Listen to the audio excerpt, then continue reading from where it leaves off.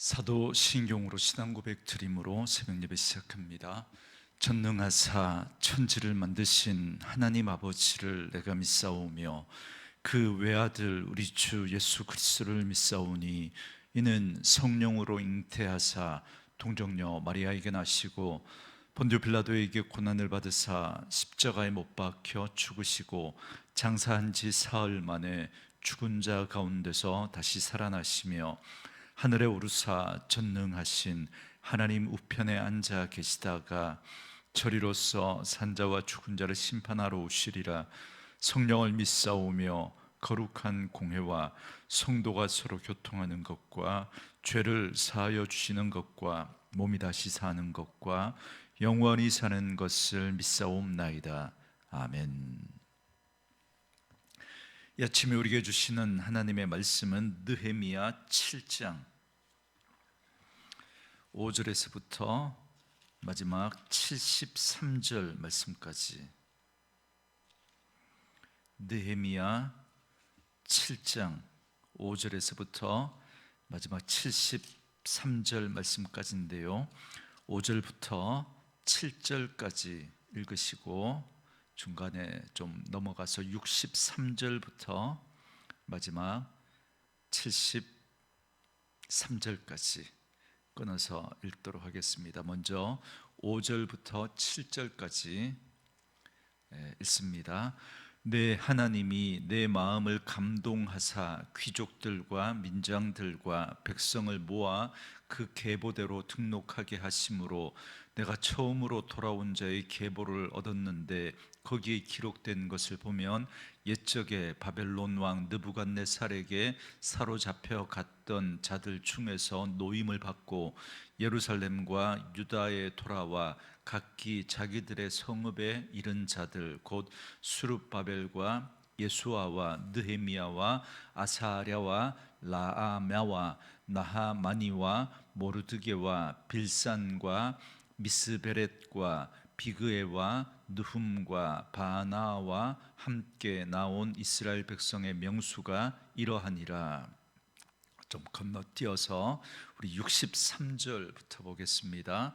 제사장 중에는 호바야 자손과 학고수 자손과 바르실레 자손이니 바르실레는 길앗 사람 바르실레의 딸 중에 하나로 아내를 삼고 바르실레의 이름으로 불린 자라.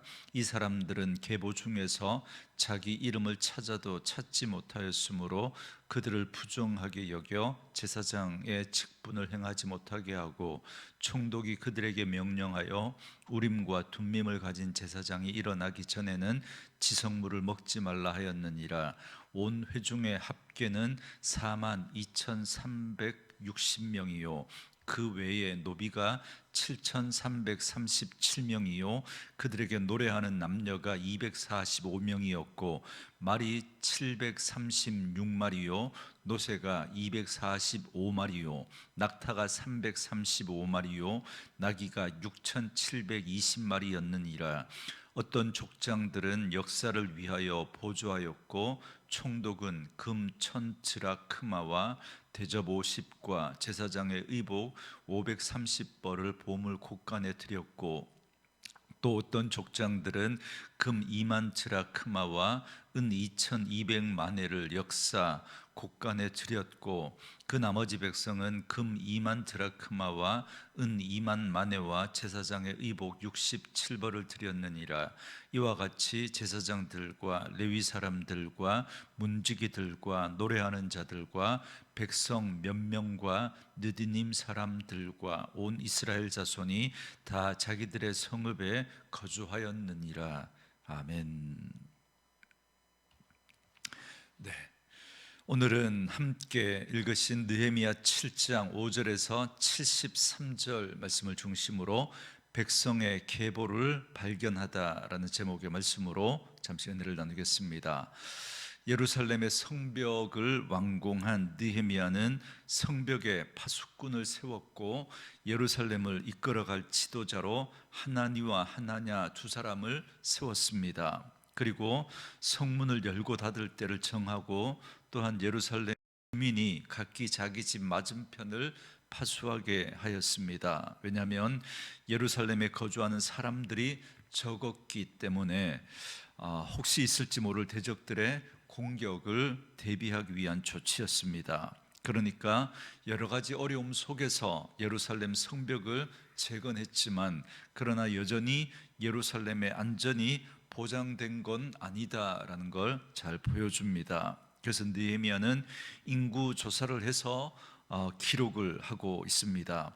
이는 예루살렘의 인구가 절대적으로 부족했기 때문에 이제 유대 땅 전역에 흩어져 살아가고 있는 그 사람들 가운데 일부를 예루살렘으로 이주하기 위한 토대를 마련하기 위해서 인구조사를 하게 된 겁니다. 그래서 오늘 본문에 기록된 명단은 1차 포로로 귀환한 자들의 명단인데, 에스라 2장에 나오는 내용과 거의 동일합니다.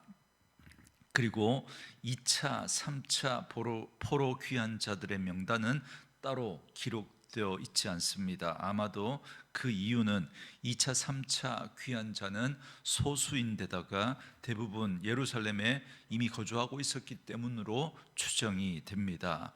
아무튼 오늘 본문은 이렇게 인구 조사를 시작한 이유를 설명하며 시작합니다. 그래서 5절에 보면 내 하나님이 내 마음을 감동하사 귀족들과 민장들과 백성을 모아 그 계보대로 등록하게 하심으로 내가 처음으로 돌아온 자의 계보를 얻었는데 거기에 기록된 것을 보면, 이렇게 말합니다.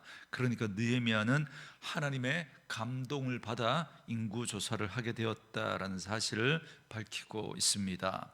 여러분, 구약에 보면 모세와 그리고 다윗이 각각 인구 조사를 하지 않았습니까?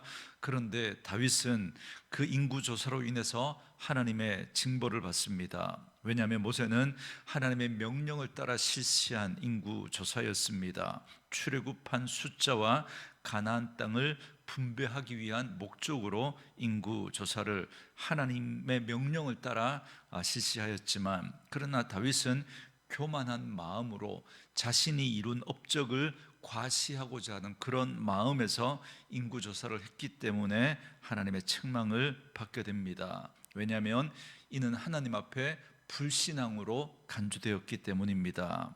이스라엘의 힘은 하나님이지 그들의 어떤 숫자에 있지 않다라는 걸 분명히 보여주고 있는 것입니다. 그렇기 때문에 지금까지 자기가 왕이 된 것도 하나님의 은혜였고, 지금까지 또 왕위에 올라서 하나님을 의지해서 성공적으로 그 사명을 감당할 수 있었던 것이, 그것이 어떤 자기 힘이나 그런 것에 의해서 되어진 것이 아니기 때문입니다. 그런데 이제 와서 자신의 힘을 헤아려 본다라는 건 그 마음이 교만해졌다라는 걸 보여주고 있는 것입니다. 그래서 다윗은 심판을 받아야만 했습니다. 그러나 오늘 본문의 느헤미야는 하나님이 주신 감동을 따라 인구조사를 합니다. 6절에 보면 이들은 옛적에 바벨론 왕 느부갓네살에게 사로잡혀 갔다가 70년 만에 포로 생활을 마치고 돌아온 자들이다라는 걸 알 수 있습니다. 먼저 7절에 보면 지도자들의 명단이 나옵니다. 여기에 기록된 인물들은 에스라 2장에 기록된 인물들과 거의 일치합니다. 그런데 에스라에서는 11명의 지도자가 기록되었고, 여기에는 나하만이라는 인물이 추가되어서 12명이 기록되어져 있습니다. 그리고 이어서 8절부터 38절에는 나머지 사람들이 자손별로 그리고 지역별로 분류되어 기록되어 있습니다. 이들은 12명의 그 지도자들을 도와 예루살렘 귀환과 성벽 재건에 참가한 족장들이었습니다. 그런데 본문을 보면 오랜 세월이 지났음에도 이들의 신분과 고향이 바뀌지 않았다라는 걸 보여줍니다. 왜냐하면 그들은 자기들이 어떤 출신이었는가를 부끄럽게 여기지 않았기 때문입니다. 도리어 그들은 이를 자랑스럽게 여겼습니다. 그 이유는 그것이 자기들이 믿음의 자손임을 증명하는 가장 중요한 자료가 되기 때문입니다. 오늘 믿는 자들 가운데 많은 분들이 하나님의 백성임을 부끄러워하는 경우들이 있습니다. 교회 안에서 믿음의 사람인 척 하지만 그러나 세상 가운데 살아갈 때는 내가 믿음의 사람인지 하나님의 백성인지 이걸 드러내는 걸 부끄러워합니다. 그래서 익명의 그리스도인, 드러나지 않은 그리스도인으로 남고 싶은 그런 유혹이 있습니다. 하지만 누구든지 나와 내 말을 부끄러워하면 인자도 자기가 아버지와 거룩한 천사들이 영광으로 올 때 그 사람을 부끄러워하리라. 그렇게 우리 주님 말씀하셨던 것 여러분 기억하셔야 합니다. 우리는 주의 백성이라는 사실을 부끄러워 말아야 합니다. 하나님의 백성된 우리들, 정말 우리가 하나님의 백성이라고 하는 이 사실이 얼마나 영광스러운 일인가를 분명하게 기억하고 오늘도 세상 가운데 하나님의 백성으로 살아가는 그런 저와 여러분 될 수 있기를 원합니다.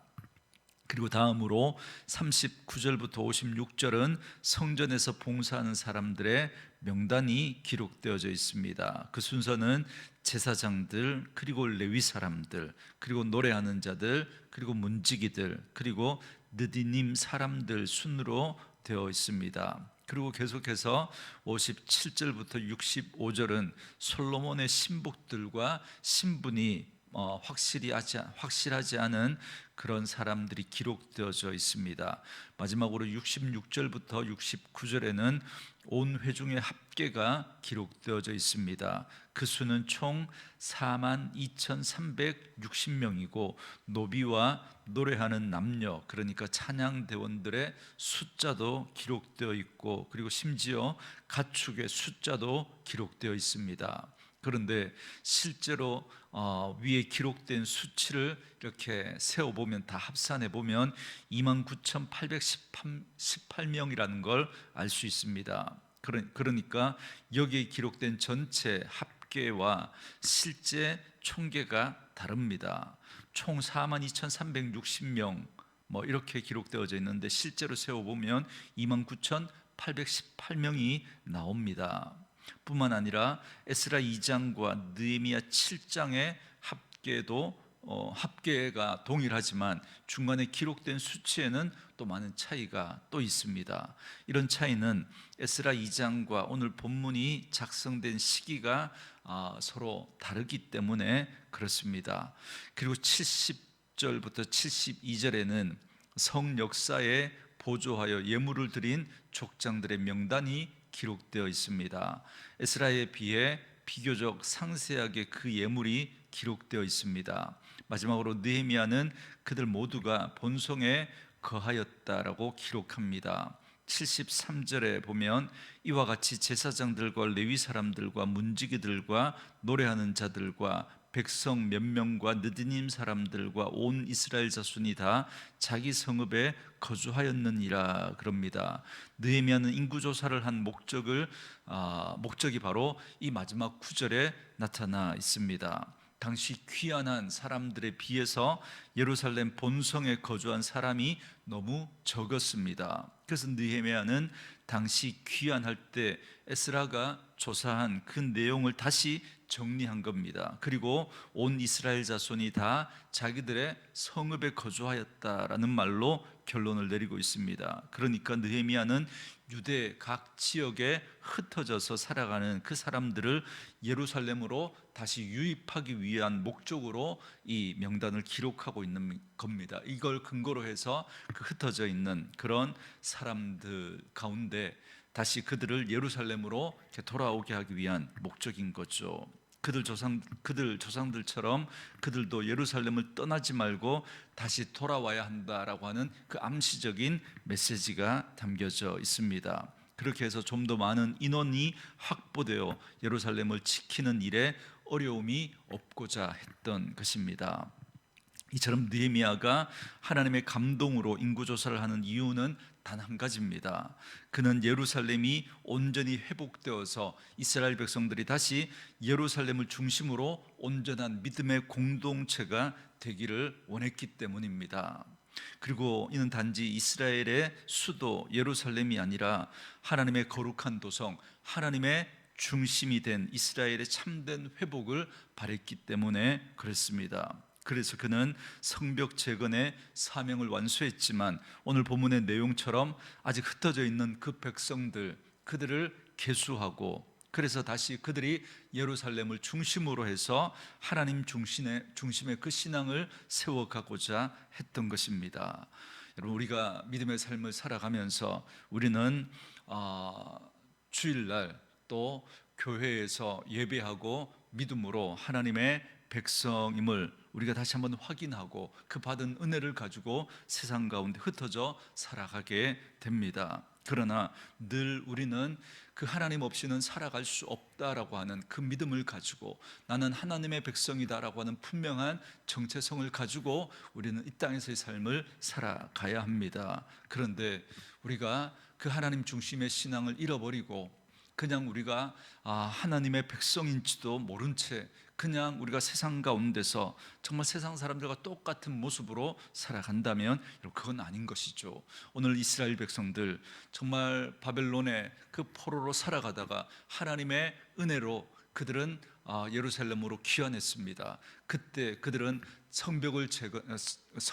무너진 성전을 재건하고 이스라엘의 회복을 꿈꾸며 그들은 헌신해서 예루살렘으로 돌아왔지만 여러 가지 우여곡절 끝에 그들이 그 마음들을 잃어버립니다. 다시 하나님께서 그들의 마음을 감동시켜서 성전을 재건하고 무너진 성벽도 재건하였지만, 그러나 아직도 많은 이들이 또 돌아온 그 목적을 잃어버리고 자기 일에 바빠서 그냥 유대 전역에 흩어져서 자기의 삶을 살아가고 있었던 거죠. 그러한 그들을 다시 예루살렘으로 모으고 다시 하나님 중심에 정말 예배하고 정말 하나님의 말씀 가운데 믿음으로 살아가기를 원하는 그 마음을 가지고 느헤미야는 인구조사를 하고 그렇게 다시 그들을 예루살렘으로 모으기 위한 토대로 인구조사를 했던 걸 알 수 있습니다.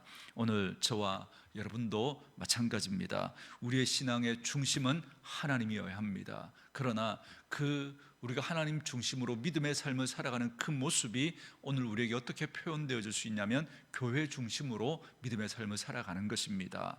여러분, 교회 중심이라고 해서 가정을 내팽개치고, 그게 아닙니다. 우리 하나님 없으면 살아갈 수 없는 존재다라고 하는 사실을 우리가 인정하고, 그래서 우리는 하나님 앞에 나와 예배하며 그 하나님의 은혜와 그 하나님의 마음과 그 하나님의 힘과 능력을 덧입고 정말 그 은혜를 받고 다시 우리의 삶의 자리로 돌아가서 우리가 하나님의 백성이라고 하는, 우리가 하나님의 자녀라고 하는 분명한 정체성을 가지고 그곳에서 우리가 하나님의 백성의 삶을 살아가야 합니다. 그래서 모이는 공동체로 우리가 주일을 중심으로 우리가 함께 모이고 은혜를 받고 또 함께 말씀으로 또 그리스도의 사랑으로 교제하고 그 받은 은혜를 가지고 가정으로, 직장으로, 우리의 삶의 터전으로 돌아가서 그곳에서 하나님의 백성의 삶을 살아내는 거죠. 받은 은혜를 가지고 그 힘으로 살아내는 것입니다. 저는 저와 여러분들이 그렇게 오늘 이스라엘 백성들이 예루살렘으로 상징되어지는 것처럼 그곳을 중심으로 그렇게 다시 그들이 공동체를 이루어 가야 했던 것처럼 오늘도 우리는 교회라고 하는 우리 공동체를 중심으로 이곳에서 우리가 하나님을 함께 예배하고 말씀과 기도를 통해서 하나님의 백성으로 온전히 세워져 가야 합니다. 그럼 우리는 이 새벽에 기도할 때 우리가 교회를 중심으로 정말 하나님의 백성의 삶을 살아낼 수 있는 저희들 되게 해달라고, 그래서 우리의 가정이 정말 하나님이 주인, 우리의 가정의 중심이 정말 하나님이 되고 하나님이 주인 되시고 우리 교회도 역시 하나님이 주인 되시고 이 나라와 이 민족도 정말 하나님이 주인 되시는 그런 가정, 그런 교회, 그런 민족이 되기를 간구하며 무엇보다 하나님이 주인 되신 교회가 정말 온전하게 세워질 수 있도록 기도해 주시기 바랍니다. 기도할 뿐만 아니라 이 일을 위해서 더욱더 열심히 또 헌신하는 그런 저와 여러분 될 수 있기를 주의 이름으로 축원합니다. 우리 주신 말씀 묵상하시면서 이 찬양 함께 들으시며 기도하는 시간 갖겠습니다.